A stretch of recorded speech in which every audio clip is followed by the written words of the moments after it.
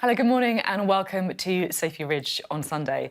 The clocks have gone forward, not that me and the team have noticed this morning, of course. The days are longer and it almost feels like number 10 has a bit of a spring in its step. After a couple of recent wins, including that deal on Northern Ireland, the government is offering plenty of red meat on solid Tory territory this morning. There's a new push on antisocial behaviour and more tough talk on taking on the judges over small boat crossings. So lots to get teeth gnashing on all sides and lots to discuss with our guests this morning.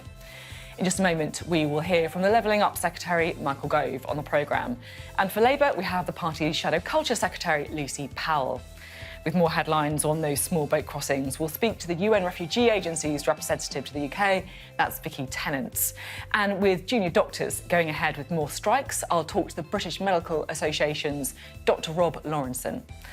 There'll be a new Scottish First Minister announced tomorrow as well. But will the Scottish Greens remain in coalition with them? We'll talk to the Green co-leader, Lorna Slater. Plus, a very emotional and difficult subject, sexually motivated manslaughter. We'll speak to someone directly affected, Carole Gould, and also the Conservative MP who has campaigned for a change in the law, Laura Farris.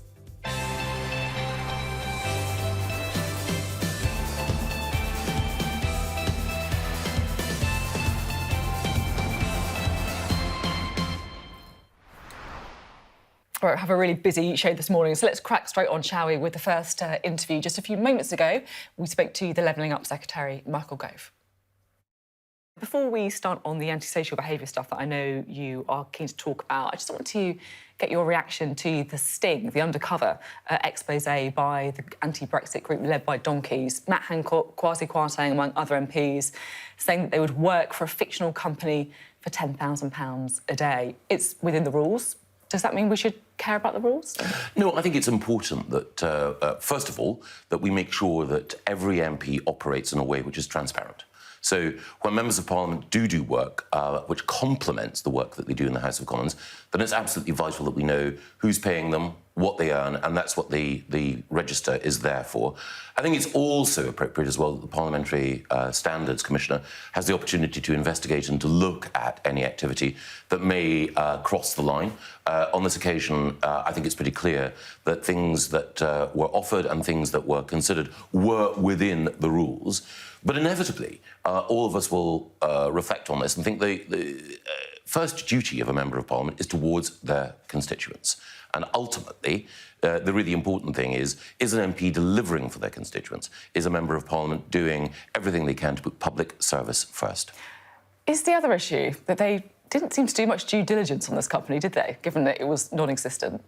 Well, again, the individuals concerned will have to answer for themselves. It is the case that there are members of Parliament who do work for a variety of organisations that complements what they do. So, for example, Maria Caulfield, Health Minister, also works as a nurse. Dan Poulter, previously a Health Minister, works as a doctor. So it is possible to combine additional activity with your responsibility towards your constituents, but each individual MP must judge for themselves. Is what they're doing something that they can defend? Are they making sure it's transparent and within the rules? But above all, is it the case that they're putting their constituents first? OK. Now, you're announcing measures to tackle antisocial behaviour today. What's the big idea? Well, the most important thing here is to recognise that antisocial behaviour can ruin lives. So crime has been reduced, neighbourhood crime has down as a result of the steps that we've taken over the course of the last 13 years. But it's still the case that in too many areas, people's lives are blighted by the type of activity that in particular means that town centres become no-go areas, that parks and public spaces become despoiled. So what we're saying is we want more visible policing in those areas that we know are hotspots for antisocial behaviour. We want to have faster justice so that the yobs who've been responsible for doing damage in a particular area repair damage more quickly. But also, we need to nip this problem in the bud right at the very beginning. We need to recognise that some of the reasons that fuel antisocial behaviour are essentially to do with the way in which young people are sometimes denied the support, the structure that they need, and therefore we're looking in particular at making sure that there are other activities for young people, and I'm working with the Education Secretary, of course, to look at truancy and persistent absence as well. Faster justice? Yes. So the reports say these punishments could be turned around in 48 hours. Yes. There'd obviously be no trial there, not much chance to defend yourself. Who actually decides on the justice? What's the Police and Crime Commissioner. See, I just wonder, do we really trust the police right now? Because it feels like this is an elevated role for policing. In the papers today, just to pick two headlines, strip searches of children as young as 8, shocking findings of my report into Police Keep Me Awake, says the Children's Commissioner. Would my son have been assaulted and held in custody if he wasn't black? Louise Casey review, of course, found institutional misogyny and racism in the police. Do we really want to give them a bit more power here? Well, I think it's absolutely vital that we uphold the role of the police in maintaining law and order. Now, Do we trust the police? You're absolutely right to say that the Casey report was shocking. What it revealed about the Metropolitan Police is unforgivable. And the Commissioner, Mark Rowley, is taking steps to deal with that. But ultimately, we do have to make sure that our police force can command confidence, but can also be in a position to ensure that we have order on our streets. So we need to do two things. We need to make sure that where the police have either been poorly led or have been operating in a way that has forfeited or risked public trust, that there is visible change. But the overwhelming majority of police officers are people with a sense of vocation. They join the police because they want to make a contribution to their community, they want to deal with crime, they want to uphold an orderly public environment. And that's what we need to do. So if you are going to try and really get this kind of fast justice out, yes. Right, do you commit to checking that it's not disproportionately impacting people from, for example, black backgrounds? Yes, and so one of the reasons why we're piloting this approach in different areas across the country is that we believe it's absolutely right to surge police numbers in these areas and to have faster justice. But the pilots are intended to ensure that we can learn. So if for any reason there are ways of operating that are not those which command public confidence, that we can change. And you are absolutely right as well. It's vitally important that the police operate in a way which is entirely free of prejudice. I should say, however, that it is very often people from black and minority ethnic backgrounds who are disproportionately the victims of crime. So it is important to recognise that if we want to have a safe society for every citizen, in which people, whatever their background, whatever their circumstance, can feel safe, that we need to take action. And antisocial behaviour in particular is a problem in communities that have been overlooked and undervalued in the past. It is part of levelling up to ensure that people can feel that their high streets are safe. Is the government planning to ban laughing gas, nitrous oxide? Yes.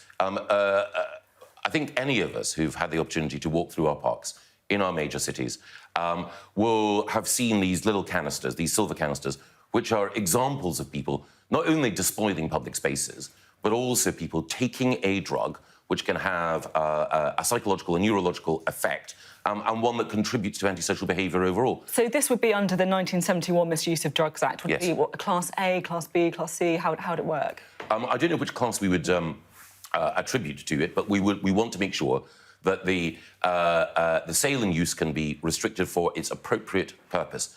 We can't have a situation, we mustn't have a situation where our parks, our public spaces, become drug-taking arenas. And that is why we need to crack down on new manifestations of drug-taking, and these laughing gas canisters are an increasing scourge, and one that's been reported to me as a constituency MP. The Advisory Council on the Misuse of Drugs recommended against making it illegal. Yes. They said the current evidence suggests the health and social harms of nitrous oxide are not commensurate, very nice word there, with control under the Misuse of Drugs Act in 1971.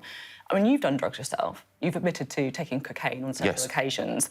Are you really going to give people a criminal record for taking laughing gas? Well, we want to make sure that we deal with the scourge, and it is the case that we need to be clear that there are types of activity, particularly types of activity that cause distress to others in public, which are unacceptable. And, of course, it's absolutely right that we uphold the law in this case.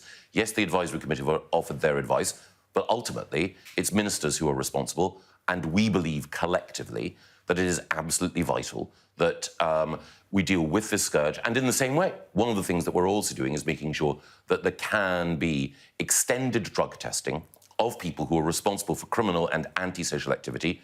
We need to deal with it. Do you not think there is a bit of an issue where people may look at politicians who've taken drugs themselves and thinking, hang on, it's a bit hypocritical? No, I think it's because I've learned. OK. What have you learned? That it's a mistake, worse than a mistake, to regard drug-taking as somehow acceptable. OK. Now, Keir Starmer said a Labour government wouldn't treat cannabis as a low-level crime. He said there's a family in my constituency where every night cannabis creeps in from the street outside into their children's bedroom. It's not low-level, it's ruining their lives. Do you think that cannabis use is a low-level crime? No, I don't believe it's a low-level crime. I think that it is absolutely right that people see the law upheld. The experience of so many, not just with neighbours who are behaving in an antisocial way, but in our high streets and in our public parks, is that they see the law being flouted, and that's not acceptable. We do need to make sure that in public spaces, order is maintained, and it's just not, to use the word they used earlier, commensurate with people feeling a degree of pride in their community to see it being used as a free-for-all when it comes to breaking the law. And now, tomorrow, just to move on to other topics, the MP is going to be voting on the illegal migration bill. People who arrive in the UK on small boats being deported, including to countries like Rwanda. Now, some rebels in the Conservative Party are backing an amendment that would ban British judges from using legal precedent from the European Courts of Human Rights. Is that realistic? Is it something the government will consider? Well, the most important thing to do is to make sure that we pass this legislation. We've got to stop the boats.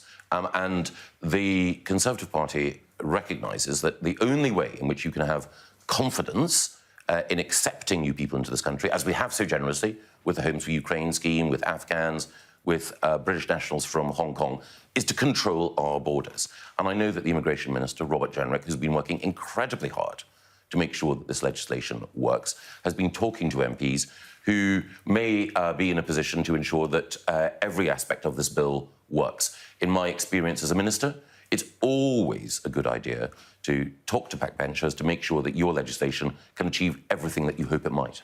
How do you feel personally? I mean, I asked this question to Oliver Dowden as well. How do you feel personally about the idea of children, many from very difficult backgrounds, may have legitimate asylum claims, being sent to Rwanda? I think it's absolutely right that we uphold the law.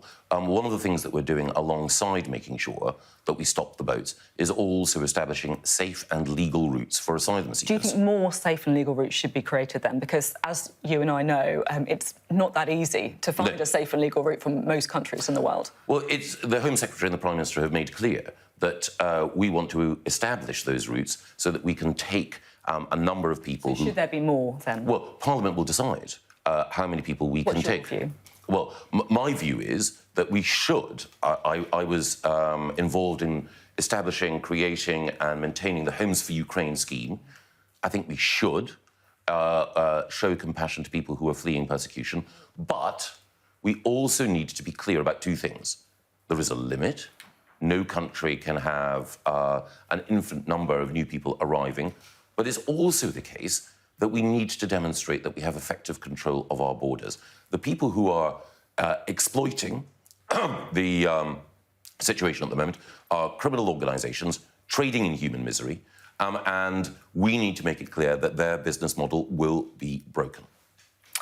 Now, you, of course, were Education Secretary, so I'm quite interested to get your view on the recent scrutiny of Ofsted in the wake of the very sad death of the head teacher, Ruth Perry. Are Ofsted inspections placing too much stress on teachers? Well, the first thing is, obviously, when you're talking about circumstances where a clearly public-spirited, talented, passionately committed person has taken their life, you have to have respect for her example and her family. So it's important not to, I think, be too political when we're reflecting on her passing. I do think, however, that Ofsted plays an absolutely vital role in providing information about how schools are performing well, which we can learn from, and which schools are not performing well and therefore need help and intervention. There have been some people who said that the you get 4 grades, right, and that's too much of a blunt instrument. It should be more nuanced than that. Well, I think that those grades are important, but there is one issue which I do think we need to reflect on and look at, which is that if a school is found to have failed its safeguarding criteria, then that is what is called a limiting judgment. And if a school is found inadequate in that area, that means it's inadequate overall, even if it has strong teaching and learning, and its other areas are good as well. So what is safeguarding? Just explain, what is that? Safeguarding is the set of rules that govern the well-being of children within the school, the health and safety, the protection, and so on. I do think we need to look at the way in which a limiting judgment, as it's called, a technical term, means that a failure in one area means failure everywhere else. But that is not a criticism of Ofsted. Ofsted do a great job. The Chief Inspector, Amanda Spielman, is someone absolutely committed to supporting teachers to do better. One of my worries is that some of the people who are attacking Ofsted object to transparency, are anti-high standards, and what we need to do is to recognise that education has improved in the last 13 years, and the role of Ofsted under successive chief inspectors has been absolutely central to that. Now, Westminster has been gripped by Boris Johnson this week. He was giving evidence to the Privileges Committee about whether he deliberately and or recklessly misled Parliament over Partygate. Now, back in 2016, I will never forget the moment when you pulled the plug on supporting Boris Johnson's leadership campaign and effectively torpedoed his campaign by launching your own. And I just want to play what you said at the time. So this was back in 2016. I so wanted that plan to work. I worked night and day for it. But I came to realise this week that for all Boris's formidable talents, he was not the right person for that task. When you listened to Boris Johnson this week, did you think that you were right all along? No, I served as a member of Boris's cabinet during the time that he was Prime Minister. I think that as Prime Minister, he did a very good job for this country. I think that the way in which he managed to ensure that we left the European Union and that the turmoil over Brexit at last came to a conclusion, the way in which he handled COVID and oversaw the vaccine rollout, the fastest and most effective in Europe, and also the courage that he showed in standing up to Russian aggression in Ukraine, all of that shows that as Prime Minister, he was someone who was operating in a patriotic and public-spirited way. And so I will continue to feel affection and respect for Boris Johnson as Prime Minister. I asked Greg Hands, party chairman, this week if Boris Johnson was a man of integrity. He didn't say he was, he just said that he was a great campaigning asset. Do you think he was a man of integrity, or is a man of integrity? I think that Boris is someone who puts the country first, yes. So you think he's a man of integrity? Yes. Now, there's just one last thing that I want to ask you about. Matt Hancock's WhatsApps. Oh, yes. Because a few of the exchanges that appeared in the Daily Telegraph between you and Matt Hancock were, to be completely honest, I'm not actually sure what adjective I should use to describe them, but we can just have a quick look at some of the exchanges between you and the Health Secretary. This is you to Matt Hancock there. Lots of emojis, lots of affections. Why do you love Matt Hancock so much, then? Because he was doing something, I think, on that particular day that I admired. He was throwing himself into the battle against COVID. Of course, it's the case that there are all sorts of critiques of how we as a government handled COVID, and we need to reflect on those. But I still believe that, notwithstanding other events, that Matt was someone who, in that role, was working incredibly hard to deal with the virus and its effects. And I think that... Were you taking the mickey out of him slightly here? I just wonder. No, not on that occasion. This is all very serious, right? It was an expression of earnest admiration at a time when he was working incredibly hard. You are right that sometimes when you're sending a WhatsApp, people may not recognise that you're sending it with a twinkle in your eye, but on this occasion, I was admiring of what Matt did. Okay, and I think the key thing is, you know, in politics, we can often have individuals who attract criticism and obloquy, but when people were working, as Matt was, so hard to try to do the right thing, then we're all part of a team that offers support. This is my favourite. What are we trying to achieve in this meeting? Letting people express their concerns in a therapeutic environment before you and I decide the policy. Quite a lot of meetings like that? I think you could probably say that that was written with a twinkle in my eye and my tongue in my cheek from time to time on WhatsApp. I suspect even at the Sky newsroom, though it will be the case that people send messages which are intended to provoke a wry smile rather than necessarily provoke action. OK, thank you very much indeed. Thank you. My conversation there with Michael Gove, the Levelling Up Secretary. Well, let's get the view from Labour now, shall we? We're joined by the Shadow Culture Secretary, Lucy Powell. Good to have you on the programme, Lucy Powell. If I may, I just want to get your reaction first to the antisocial behaviour crackdown that we've seen in the papers today. I mean, look, parties do this thing from time to time, don't they? So they're going to be tough on crime, they're going to crack down on antisocial behaviour. What's your take on this government policy? Well, look, we've heard it all before from this government, and I think we have to judge them by their record. And community sentencing over the last 13 years is down not just by a third, but by 2/3 over the last 13 years. And we've heard announcement after announcement. I remember Boris Johnson saying something very similar to this about 18 months ago. Theresa May before him saying something very similar. They scrapped the ASBO regime that the last Labour government brought in, and under their watch antisocial behaviour has got worse, sentencing has fallen immeasurably, and we're seeing crimes going unsolved. So yes, we hear these sort of reboots and another reboot and another announcement to get the Sunday media attention, but I think it amounts to nothing, and I think people will judge this government on their record. In some ways, the biggest newsline I thought that came out of the interview with him on the antisocial behaviour was the fact that the government is going to ban nitrous oxide, so laughing gas, under the 1971 Misuse of Drugs Act.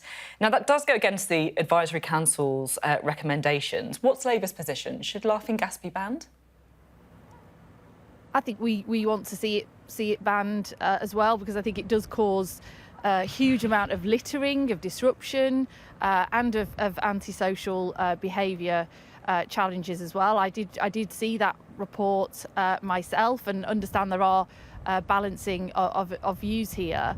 But, you know, we do need to tackle at source these kind of crimes, this kind of behaviour. Well, sometimes they're not crimes, but these kind of behaviours that are blights on our communities. And it's something, when I go door knocking in my constituency in Manchester Central and I go out and meeting residents, antisocial behaviour is probably the number one issue that they raise with me, and they feel that they don't have the police on the beat that they can turn to, and that's why Labour's committed to an extra 13,000 neighbourhood police officers, because we've seen those numbers dramatically fall over recent years, and they don't feel that they've got the powers and the say-so and the agency to get these issues tackled in their local community. So we need enforcement, we need sentencing, we need people to have the powers, that's local authorities as well as police, to tackle some of these issues, and we need to deal with some of these challenges at source as well, so that we can prevent people from undertaking these kind of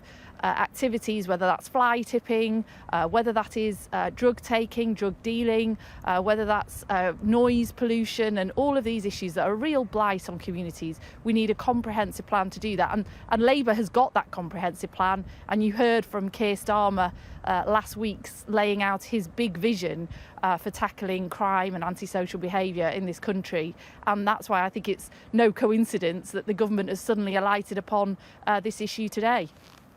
Now, I want to talk to you with your Shadow Culture Secretary hat on, because you're launching an independent review panel into the BBC. One of the things that you want it to look into is ensuring the BBC is independent of government.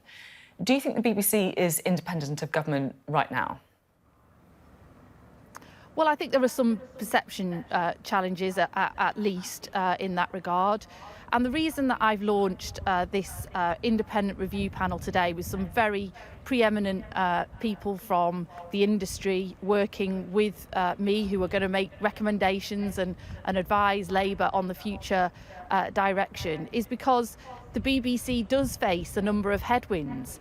But we're sure that, as the Labour Party, that we support a universally funded public service, publicly funded broadcaster in this country. We think that's absolutely critical. But there are a number of headwinds that it faces. It's got a charter renewal coming up. There are constant questions around its future funding. This government have basically put the BBC under threat in terms of its future funding. Its independence and impartiality is constantly being questioned and at the centre of culture wars. And of course, in the streaming age, the platform age, the social media age that we are now living in, there are big challenges for the BBC, and that's why I want this panel at this stage to really do some deep policy work for Labour on these issues, so that we can secure the future of the BBC, not just to survive but to thrive into the next generation.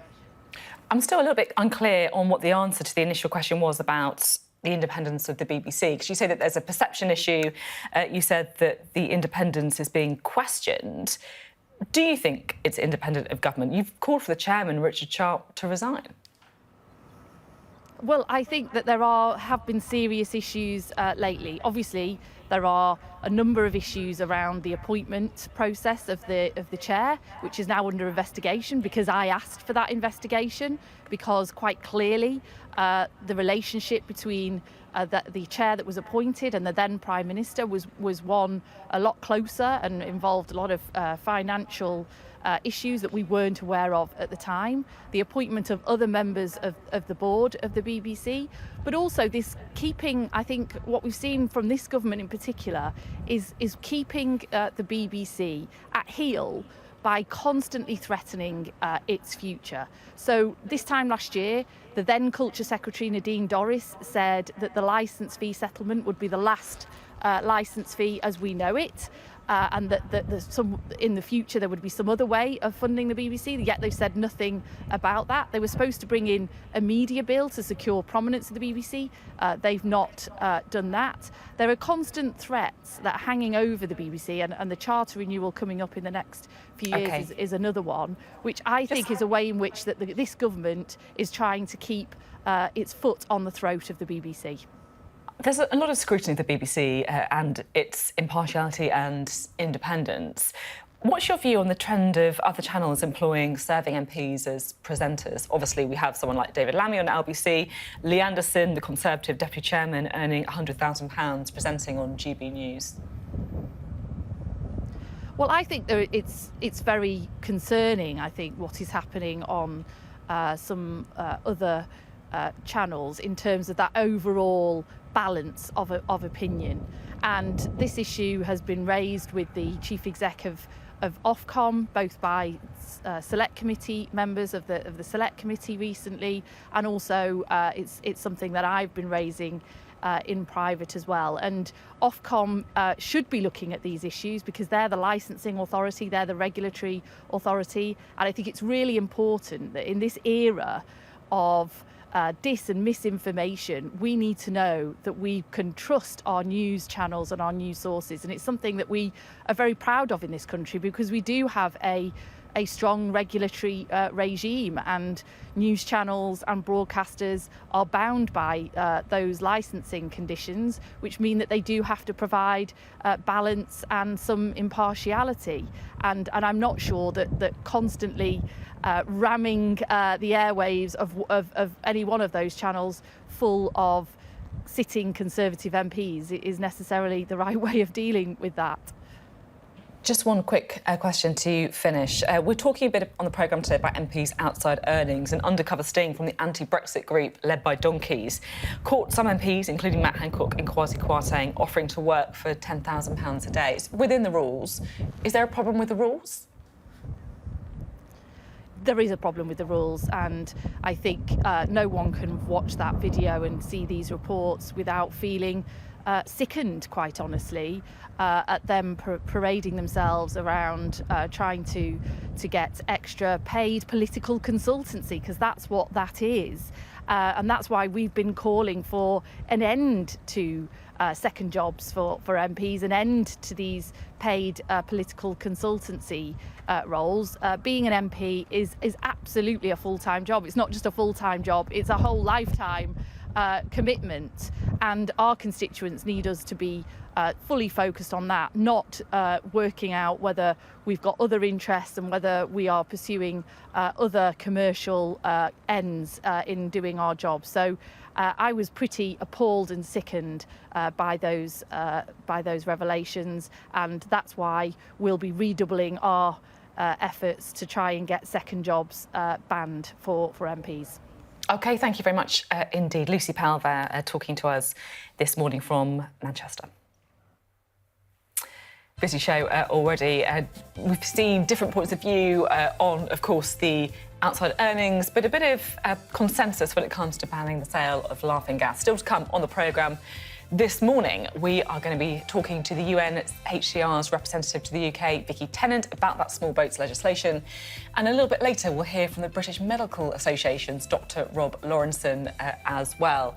That's about the doctors' strikes. Plus, we'll get some reaction from our Deputy Political Editor, Sam Coates, who's watching all our interviews. There he is. We can talk to Sam a little bit later.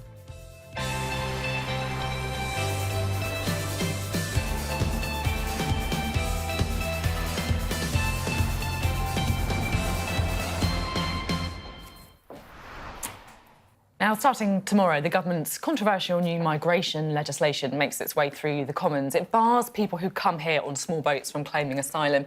Many of them are expected to be removed to Rwanda. Now, the UN's refugee agency, the UNHCR, says it breaches international law. And this morning, the Sunday Telegraph is also reporting that the Home Secretary is looking to ban the European Court of Human Rights from blocking those flights to Rwanda. Well, we can talk now to the UNHCR's representative to the UK, Vicky Tennant. Thank you very much for being with us this morning. So MPs set to vote soon on this legislation. What's your message to them? Well, we're very concerned that this sets a global precedent. It effectively extinguishes the right, as you've said, to seek asylum in the UK for all but a very few refugees. We know that those coming across the Channel broadly reflect the nationalities of countries affected by crisis, by persecution globally. So we're talking about countries like Syria, Afghanistan, Eritrea, Iran, Iraq, Albania, several of these, as I've said, countries that are producing high numbers of refugees. So this is going to really, as you've said, it's in breach of international law. It's in breach of the UK's obligations under the International Refugee Convention. Just to pick up on that, you say it's in breach of law, and I just want to show you the UNHCR's verdict on that legislation. So you say the bill, if enacted, would breach the UK's obligations under the Refugee Convention, the 1954 Convention relating to the status of stateless persons, the 1961 Convention for the Reduction of Statelessness and international human rights law. So you're pretty clear that they are breaching international law. What happens if that does happen? Will the UN do anything? Well, we work with governments, and our job is to continue to engage with governments and try to find practical solutions, practical alternatives. And we believe there are practical alternatives, much more realistic alternatives, that could be pursued, and indeed to some extent are being pursued by the government. So, for example, we think the focus of attention really needs to be on the asylum system, on asylum processing, getting that working properly so that people are able to present their claims. If they're not refugees, decision can be made quickly, they can be returned to their own countries, and if they are refugees, then they're able to embark on that integration journey. And we think that's in everyone's interests, not just the refugees' interests, but also the interests of the British public. So if a country is found to be in breach of international law, what happens? Well, there's no sanction as such, but the impact of that is quite, it has an impact globally. You know, we have to remember that the vast majority of refugees are hosted in countries neighbouring their own. So more than 69, 70% are in countries neighbouring their own. Now, if you're a country like Turkey, hosting more than 3 million refugees, or Bangladesh hosting, just short of 1 million refugees, with all the impacts that has on your economy, on your infrastructure, on your services. And then you look at a country like the UK, much further away, much less impacted, many fewer refugees. That sends a really unfortunate signal. So we believe that if this goes ahead, it's going to have a really, if other countries were to follow suit, it really would have a very significant impact on refugee protection globally. The government says that, look, it's seeing more and more people making this extremely dangerous crossing, an illegal crossing, on small boats by the Channel. It's got to do something about it. Absolutely, and as I've said, there are alternatives. We've made recommendations 2 years ago to the government on mechanisms, on systems that allow them to improve the asylum processing, clear the backlogs, get people through the system quickly, which we believe is absolutely key. It's also important. The dialogue with neighbouring countries is important. With France, France, these countries won't have return agreements in place. So what is the UK supposed to do? It has them with countries like Albania, but many of the other countries, it's just not practical to do that. Well, we say that the focus of attention needs to be on getting people through the system quickly, and then on returning those who are not in need of protection to their own countries, and that's really where the focus of effort needs to be. OK. The government also expected to put forward plans to start moving migrants out of hotels and into military bases, maybe even disused ferries. What's your take on that? Well, clearly, housing asylum seekers in hotels indefinitely is not. It doesn't make sense. Now, essentially, the key is that people are able to live in accommodation suited to their needs, where their basic needs are met, where international standards are met. But as I've said, the key really is not leaving people in limbo indefinitely, so not having them sit waiting for decisions on their asylum claims indefinitely. If you can get that happening quickly, a lot of these problems, costs related to accommodation would fall away. But I just wanted to point out as well that under this bill, if it were to go ahead, what you will have is people in even more of an indefinite limbo. So they won't even be admitted to the asylum system in the first place. So, unless they can be removed to a third country, and we have a lot of concerns about how that is being pursued. But unless that is the case, and at the moment there are no arrangements that are operational, they're simply going to be here in limbo indefinitely, and that's not in anyone's interest. Thanks very much for coming in. Interesting to get your take ahead of that important legislation next week. Now, as usual, the take will follow this programme just after 9:30, but we can have a little take now from Sam Coates, our Deputy Political Editor, on some of the headlines that have emerged this morning. What stood out to you so far, Sam? Well, I think this morning, Sophie, looking at your interviews with Michael Gove and Lucy Powell, there's just a real feeling that politics has turned a page. Last week, we left behind Brexit, potentially for quite some years to come. And we've got that, and we've moved on to something new. What that looks like with the government putting forward antisocial behaviour plans, Labour laying into broadcasters, and effectively a deep look once again at MP second earnings. It just feels like we're heading for an election. All of these things tend to happen as a parliament draws to a close. That's exactly what you're getting this morning, with crime and antisocial behaviour being the focus of one party, quite how it's all reported being the focus of the other, and MP's earnings being front and centre. OK, Sam, thanks very much indeed. We'll have lots more from Sam around at 9:30 this morning as well, so lots more analysis to come. Now strikes. Nurses have done a deal with the government. Teachers are in intensive talks over perhaps a similar deal, but talks with junior doctors collapsed and they will now start a new 4-day strike in a couple of weeks' time.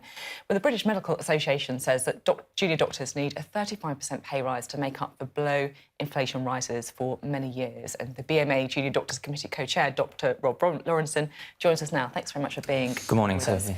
Look, everyone knows the important role that junior doctors play in the health service. Is this strike action, 4 days, is that going to put lives at risk?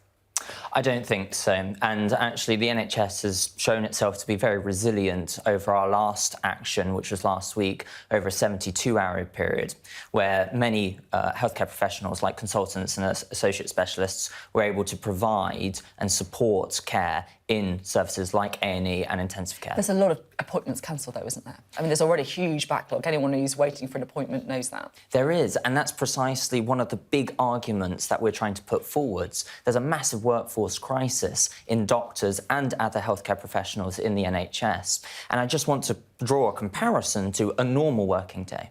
If a consultant were to go off sick or if they were unable to attend their clinic duties, we'd see all of those appointments rescheduled, and they would be rescheduled for months in advance, which demonstrates how little workforce capacity we have.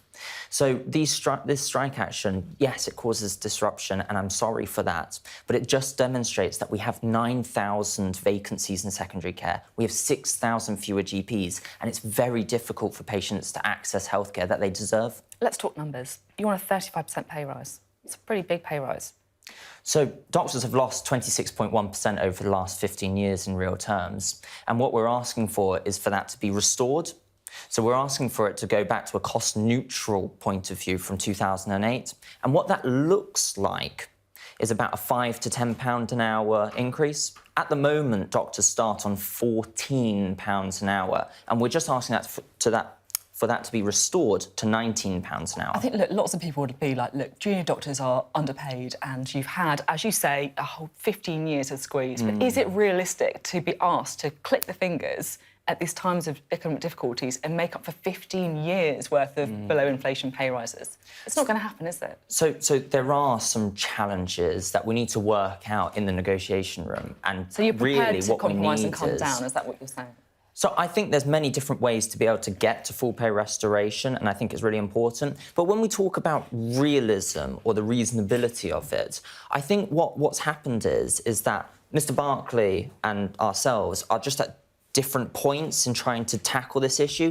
He's coming at it from quibbling over about £1 billion, which, when you put into perspective of the test and trace budget, yeah, but come on, it's very easy to look at the PPE that was burnt, or if you look at the COVID bounce back because loans. I understand, look, it's easy to look at the amount of money that was spent during COVID, but at the time, we were in the middle of a global pandemic. People didn't know what was going on. It was right at the time, some would argue, to put money into things that could try and make a difference. Right now, everyone is belt tightening across the board. We've seen nurses making a deal. We've seen teachers getting around the table as well. And for many people, you guys look like an outlier. So, you know, absolutely, and this is what I'm saying. So Mr. Barclay's coming at it from complaining about £1 billion. We're coming at it and saying, look, we have a healthcare crisis at the moment. We have 500 excess deaths, 500 British people dying needlessly a week in winter. And we're trying to address real healthcare crises. And so we're trying to approach this from a perspective of doctors looking after patients and wanting to deliver high-quality healthcare. And Mr. Barclay's just trying to pinch pennies. Is it penny pinching a 35% pay rise? I think if you were to ask the ordinary person on the street, would they be happy to pay a doctor 7 p.m. on a Friday night, £19 an hour? I think you'd get a resounding yes, that's reasonable. Wes Streeting, the man who could be Health Secretary in 18 months' time, Labour's shadow, said this on Friday on LBC. I don't support the strike, actually. I don't want the strike to go ahead. What's your message to Labour? Well, I would be happy to work with anyone who is in power to be able to deliver full pay restoration for doctors. Again, you know, this is about trying to address serious workforce crises that are putting each and every one of us at risk every winter.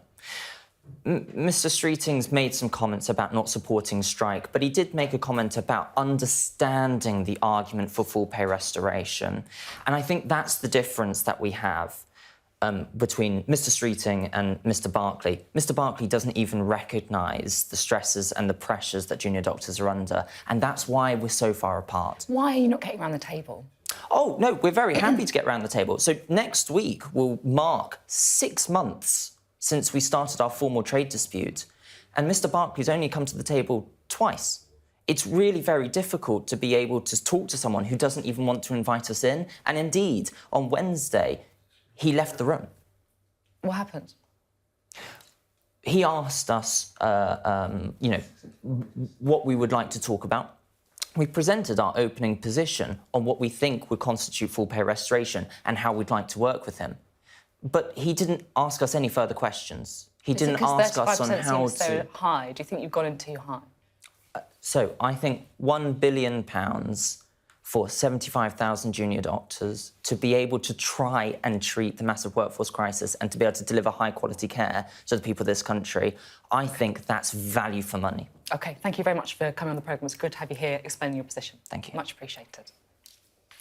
Well, lots of different things on the programme today, and I'm really looking forward to, maybe looking forward to is the wrong word, but I'm very pleased to introduce our next subject, because this week the Justice Secretary, Dominic Raab, announced tougher sentences for perpetrators of domestic homicide and sexually motivated manslaughter.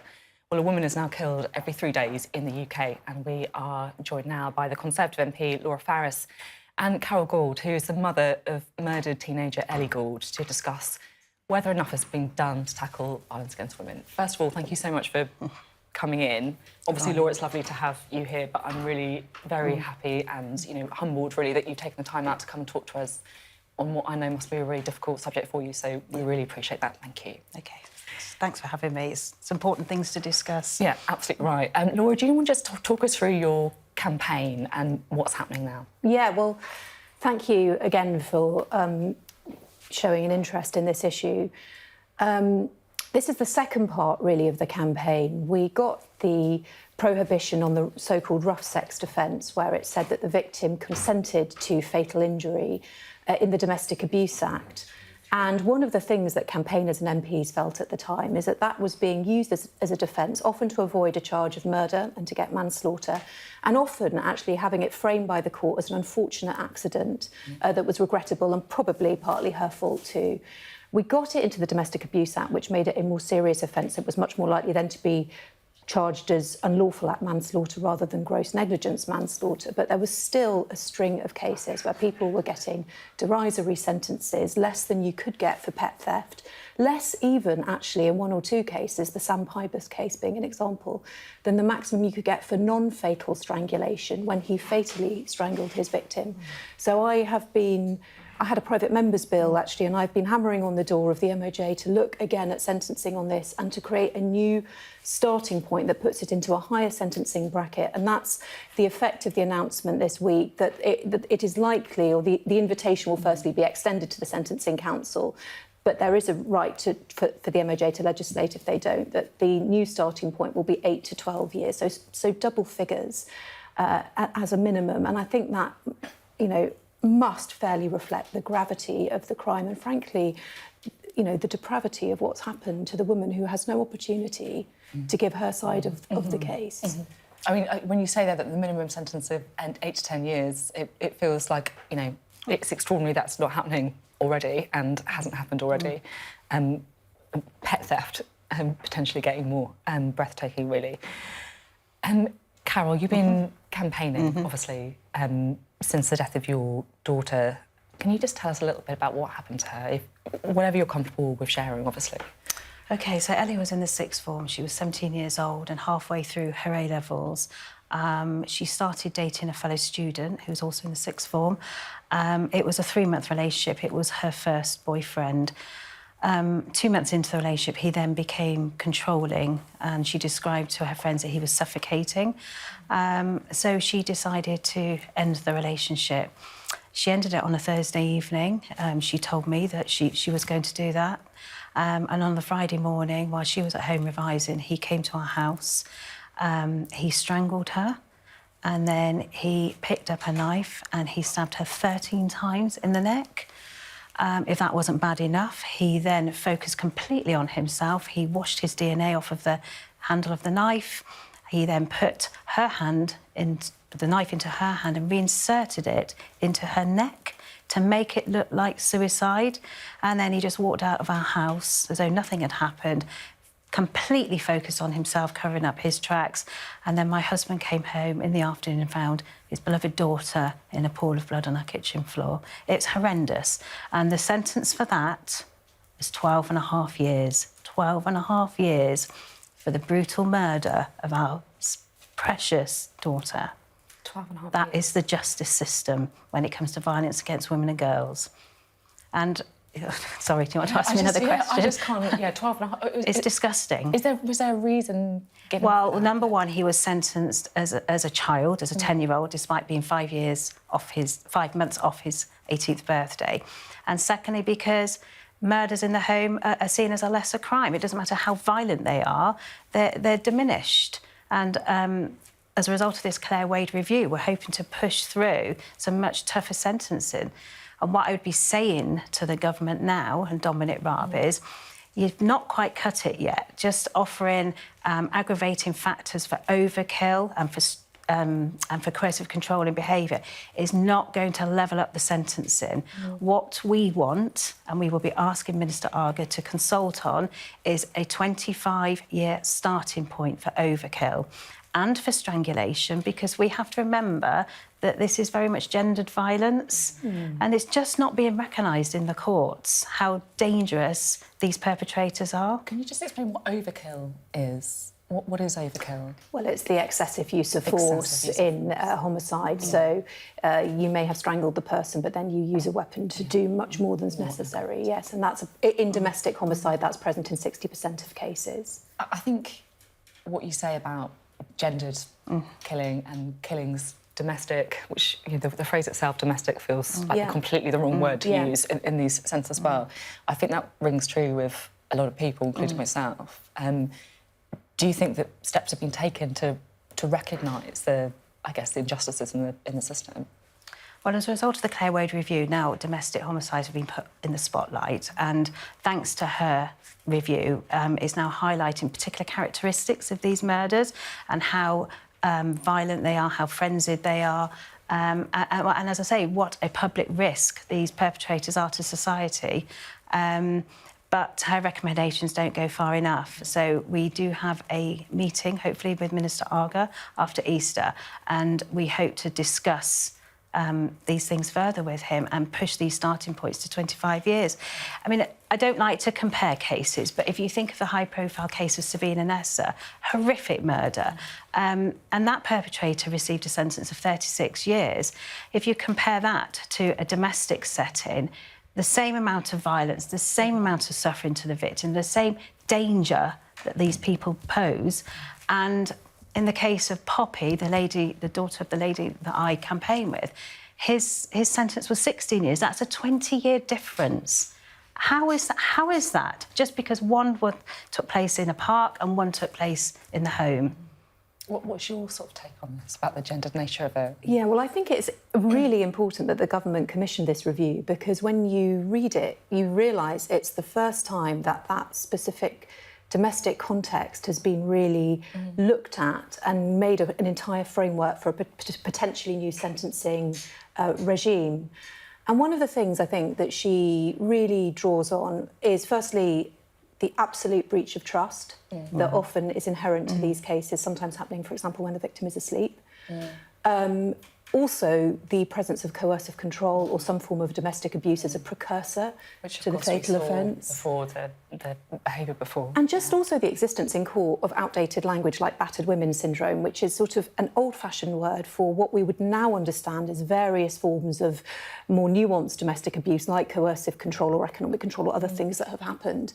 And I just think it allows for a new framework where we recognise the vulnerability that some women have after a long period. But she is also, I have to say, Claire Wade was also Sally Challen's barrister.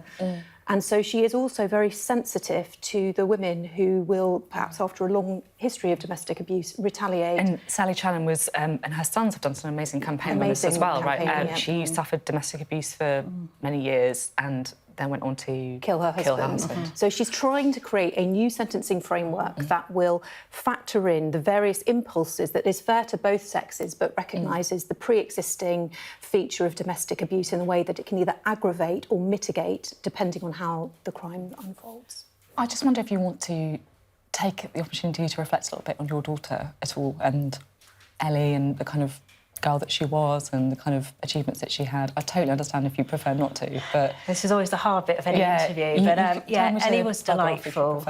She was delightful. She was really kind and caring, very thoughtful towards others. Her friends often described her as the glue amongst different friendship groups because she never liked anybody to be left out of anything. And she had a huge love for animals. When she was young, we always visited farms to hold baby lambs, chicks. And then her passion went on to horses, and she became a very, an excellent equestrian rider, and that was her passion at the weekends, riding her pony and competing, and she had such a bright future ahead of her. She was looking at joining the police force, and she would have given so much to society, and it's just such a devastation that she's been taken from us. It sounds like the kind of person that would have been great in the police, definitely. She would have done. She was very balanced, very balanced. She'd even completed a piece of work as part of her A-level studies, ironically, on should child murderers be punished. And she received the results from that 3 days before her own murder. It's really quite chilling. Thank you so much for coming on the programme.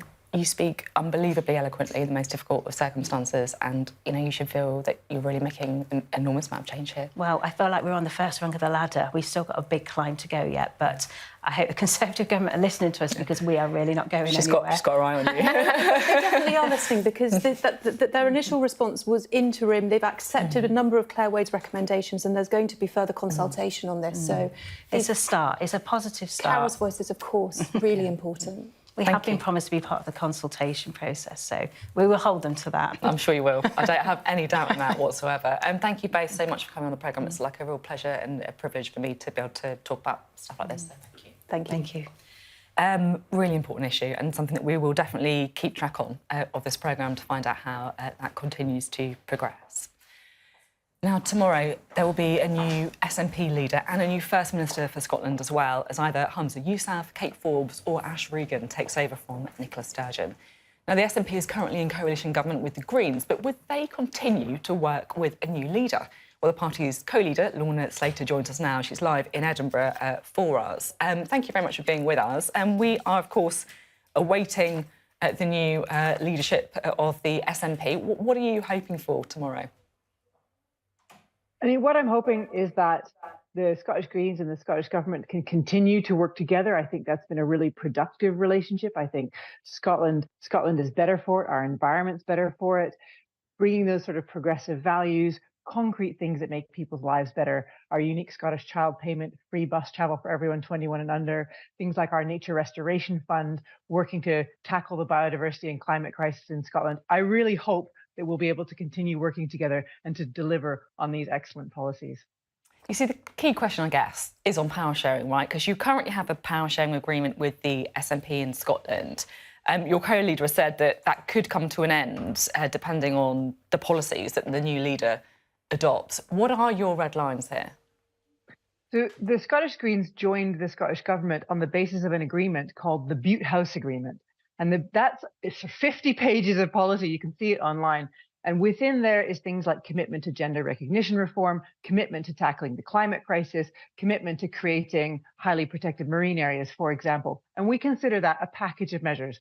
The Greens serve in government on the basis of that agreement. So any new leader of the SNP must be committed to that agreement as a whole for us to be able to continue to work together.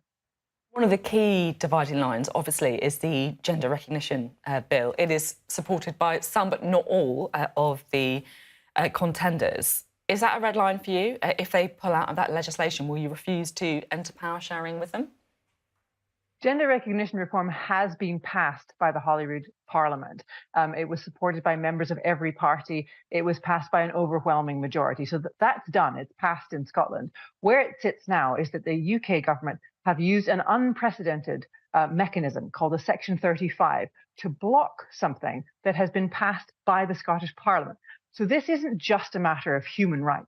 This is also a matter of protecting Scotland's devolution. And I cannot imagine any leader of a party that is pro-Scottish independence accepting the UK government undermining Scottish democracy in this way. So absolutely, I would expect any leader of any pro-independence party, and in fact anyone who believes in Scottish devolution, to challenge that unprecedented and I think undemocratic use of that Section 35 order. I mean, the SNP could govern without you as a minority administration. Is it better to keep your seat at the table? That is for the members of the, I guess, SNP to decide, and then for the members of the Scottish Greens to decide. That cooperation agreement, I think, is committed to progressive values. It's committed to tackling that climate and nature crisis. It is committed to a vision of Scotland that is greener and fairer. And I very much hope that we can continue to work together to deliver that vision, because I think it's the right way forward for the Scottish people. But we shall see what develops over the next couple of days. Thank you very much indeed. Good to have you on the programme today, talking about the road ahead for Scotland. Well, it's been an absolutely packed show today, hasn't it? We've had all sorts of things on the programme, from laughing gas to that really powerful discussion that I'm going to remember for an awfully long time about murders of women in the domestic environment.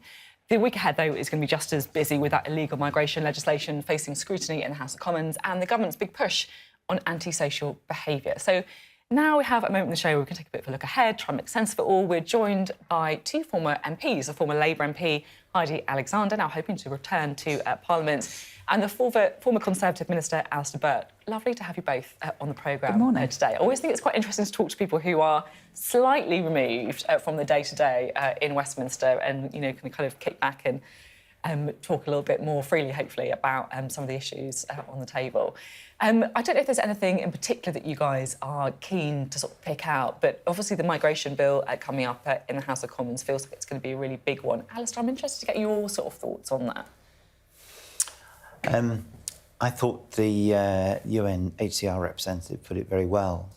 The issue here is that this is a problem for so many different areas, and it is a problem because if people are forced to move, it's a problem for them and their families. And she's right that people tend to come from conflict areas and they go to the nearest available place. There are 3.5 million in Turkey, for example. We see very much the tip of the iceberg in terms of crossings across the Channel. Having said that, it's going to continue and increase because there is an exponential number of people. The UN itself calculates there are 100 million refugees currently on the move in the world. The United Kingdom remains very attractive. This isn't something, I think, that can be solved by one state alone. It does have to be done collectively. How would you vote if you were still in the Commons? Oh, I don't know. One of the joys of not being an MP anymore you don't have to weigh up those decisions. is that you can also admit more honestly, you don't know the answer to everything and you don't know what's going to work. Has there to be something that makes it impossible for people to cross the Channel and take the risks that they do and land in Kent? Yes, I think there has. That has to be done in cooperation with the French, and that has to be done in cooperation with others on the migration routes. When I was Minister in the Foreign Office, we worked on those routes. We spoke to people who were making the journey to try and persuade them, don't be with the traffickers. If you've left for a particular reason, these are the things that can help you.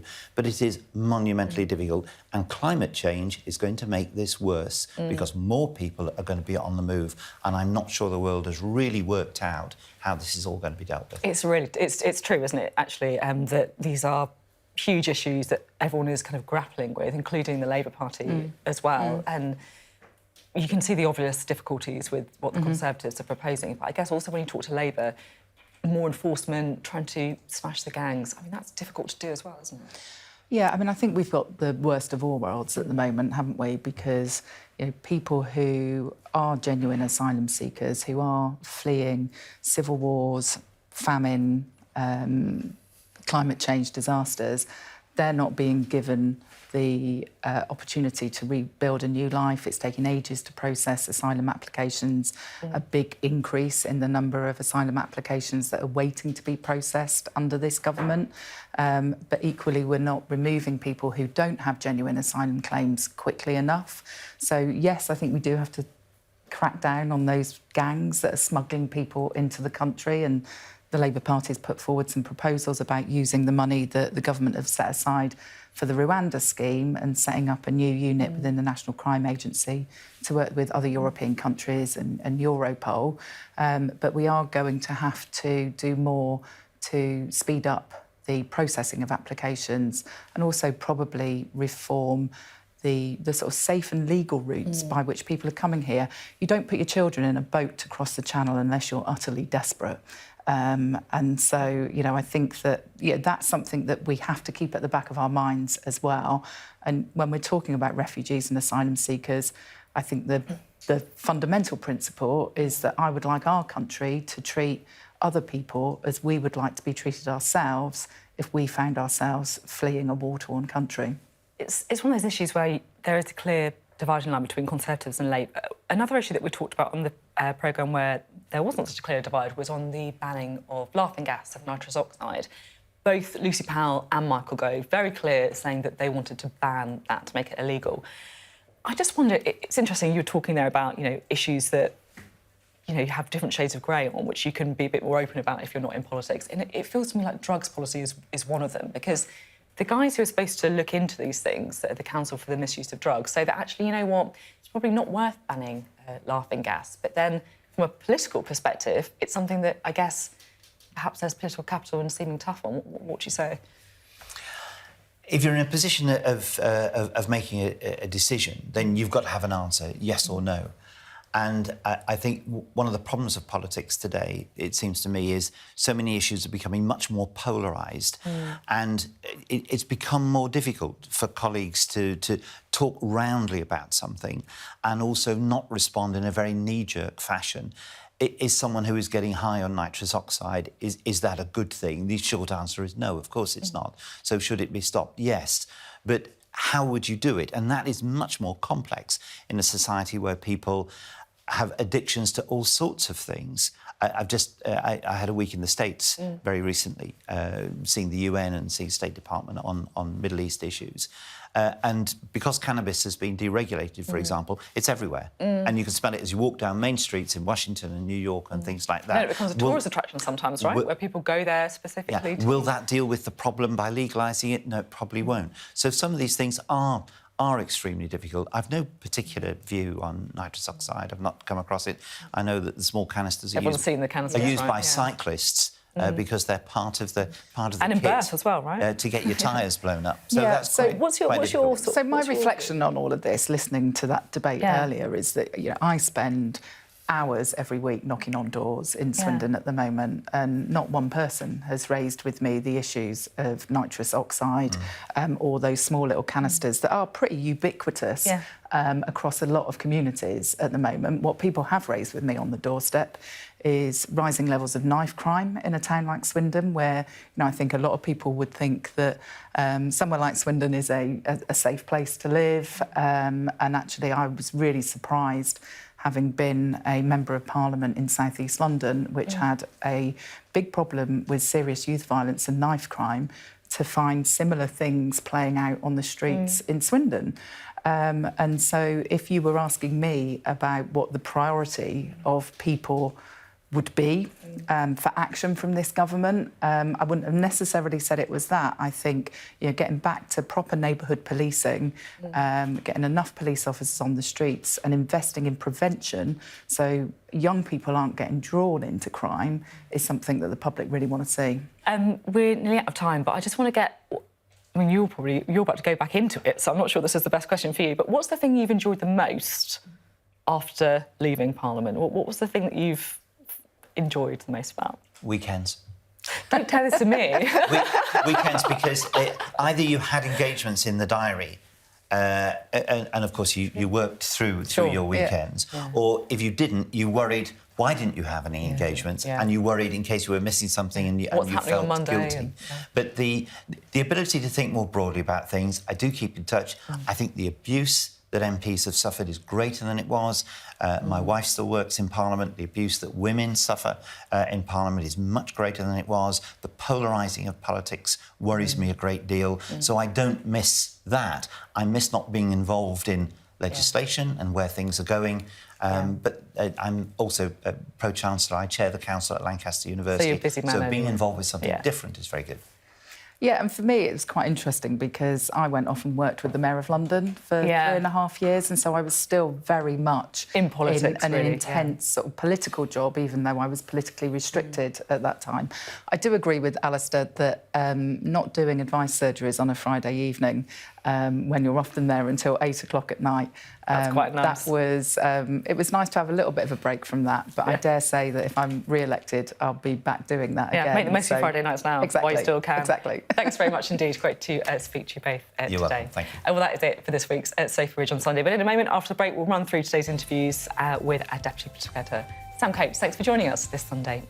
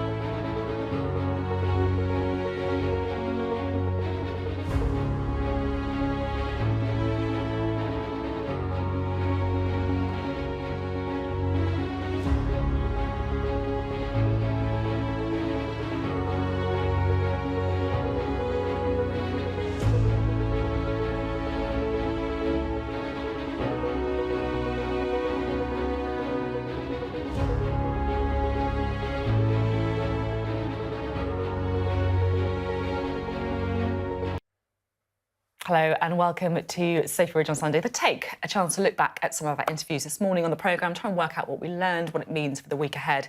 It's been one of those weeks where it's been unusually busy because there's been quite a few different issues that we were keen to talk about on the programme today, whether it's the government's ban on nitrous oxide, laughing gas that Michael Gove confirmed, the immigration and the asylum legislation coming up next week. But I'm also really glad that we made time for that powerful interview on the domestic homicide and the sentencing for sexually motivated murder with Carole Gould and Laura Farris, the Conservative MP. It was such a moving interview, I thought, that I'm really glad that we did make time for today. Let's take a moment, though, and take a step back, because we can now talk through some of the bigger political issues and some of the big political issues with Sam Coates, our Deputy Political Editor, who joins us, as usual, on the show today. And Sam, I thought you might be interested in the Led by Donkeys research. This is the undercover sting by the pro-Brexit group, who found out, slightly embarrassingly for the people involved, that Matt Hancock and Kwasi Kwarteng, plus others, prepared to work for £10,000 a day. It chimes with some of the work that you guys have been doing on Westminster accounts.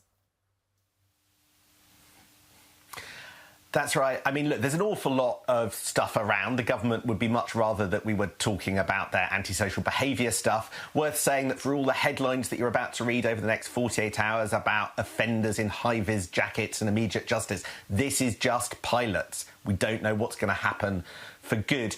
However, in Westminster, I think there's a lot of focus today, once again, on MPs and their outside earnings. Because, as you say, this campaign group, now it's a sort of left-leaning anti-Brexit campaign group called Led by Donkeys, and they've been doing some work with a journalist called Anthony Barnett, and they've been effectively doing interviews with MPs, pretending that they've set up a South Korean firm, doing interviews with MPs and asking how much they would like to be paid if they were to work for that company. And this feeds into a conversation we've been having on Sky News as part of the Westminster accounts about MPs' outside earnings. And I think that we've got a little bit of this video that we can show you, that just so you can see. I think it's important to see the nature of the conversation, which was recorded without the permission of the MPs concerned, to get a flavour of the kind of background of why we're asking these questions today.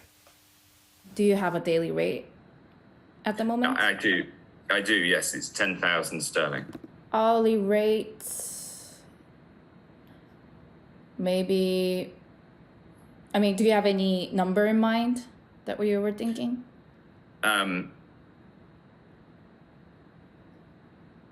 Well, around 1,500.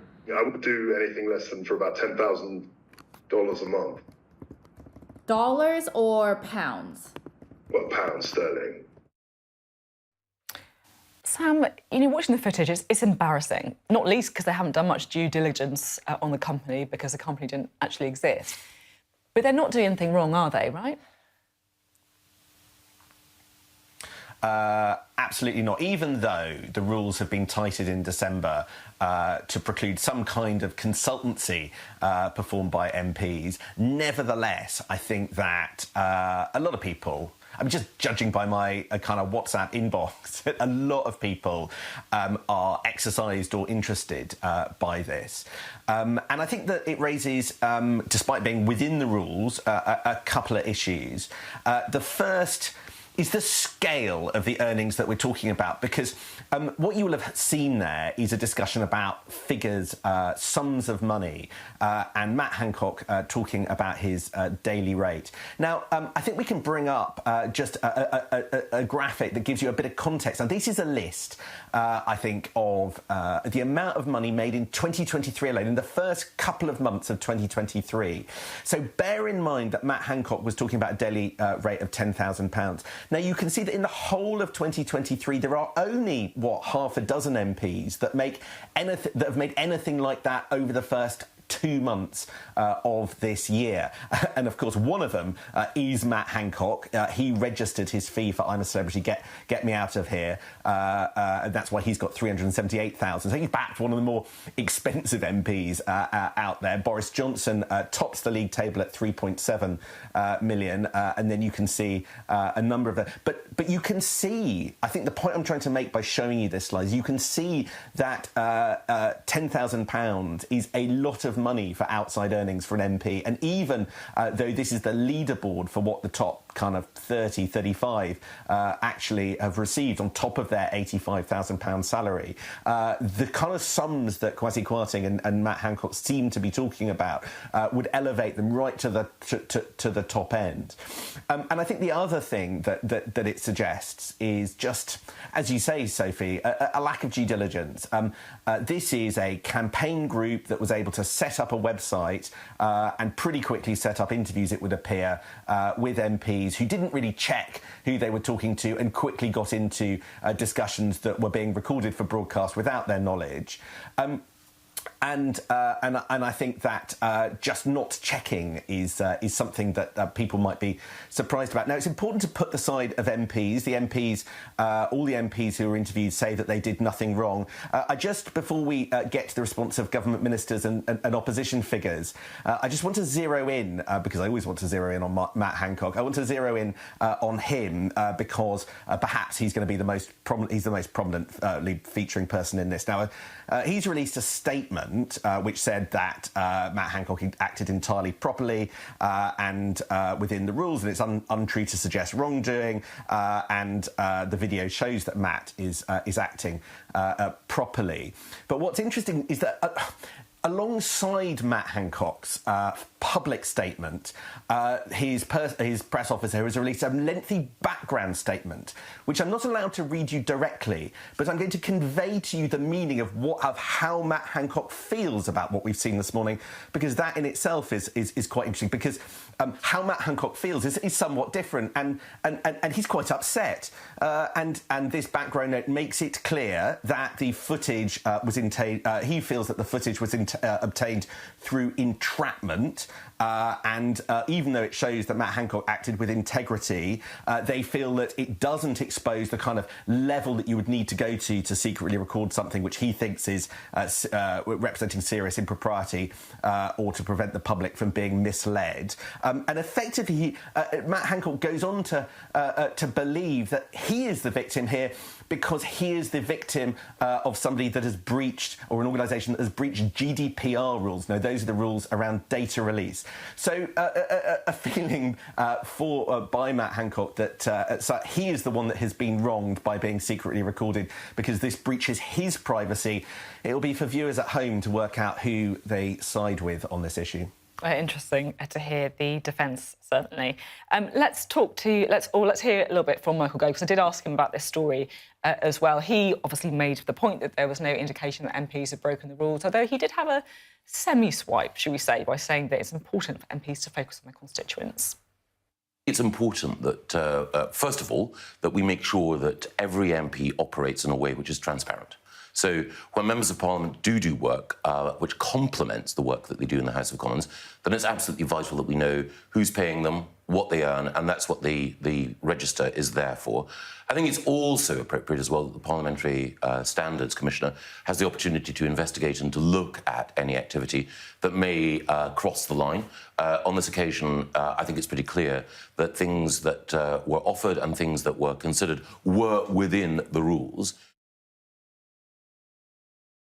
So that was Michael Gove talking about the story that wasn't on the government grid for this Sunday morning. He also spoke to us about the story that was, and this is the antisocial behaviour story, the government's plans to try and introduce faster justice for people who have low-level crime, I guess. He also confirmed on this programme that they will be banning laughing gas. Let's have a listen.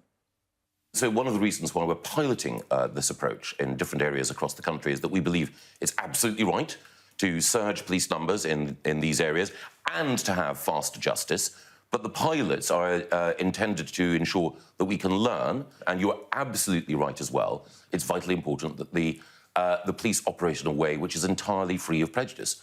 I should say, however, that it is very often people from black and minority ethnic backgrounds who are disproportionately the victims of crime. Antisocial behaviour, in particular, is a problem in communities that have been overlooked and undervalued in the past. It is part of levelling up. Is the government planning to ban laughing gas? Yes. I think any of us who've had the opportunity to walk through our parks in our major cities will have seen these little canisters, these silver canisters, which are examples of people not only despoiling public spaces, but also people taking a drug which can have a psychological and neurological effect. Right, let's bring Sam back in, shall we? It feels a little bit like we've heard this kind of thing before, clamp down on antisocial behaviour from pretty much every Prime Minister I can remember. Do you think this will be any different? So, as I was sort of saying a moment ago, I think that the fine print of this announcement is important. Yes, it's there's an aggressively written press release about offenders having to wear high visibility jackets, being marched back to the scene of crimes in order to clean up the damage that they've been done if there's, for instance, graffiti. But this is just a set of pilots. The pilots start in June. I think the government want you to focus on splashy headlines. I do wonder how the implementation of this policy is going to go when it's rolled out in a couple of months to certain parts of the country. You do have a couple of questions. The first is around the role of who decides. So you were rightly picking up, I thought, Sophie, on the idea that the police will effectively introduce a form of summary justice through this scheme at a point where trust in the police is exceptionally low. You had the Louise Casey report into the Metropolitan Police last week.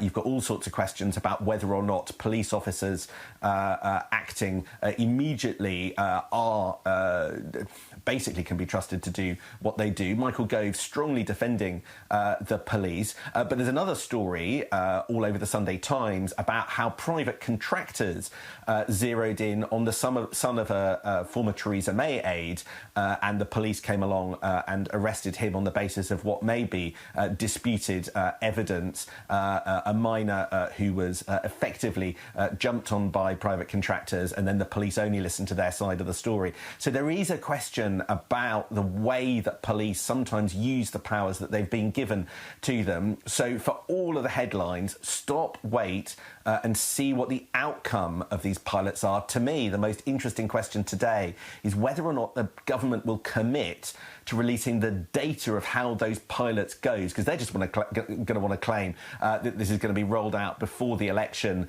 all across the country. That will only happen if these pilots are successful, but would they tell us if they're not? Which is why I was trying to ask him a little bit about whether we would get information about how it was being implemented, particularly in certain communities who have faced, let's be frank, discrimination by the police previously.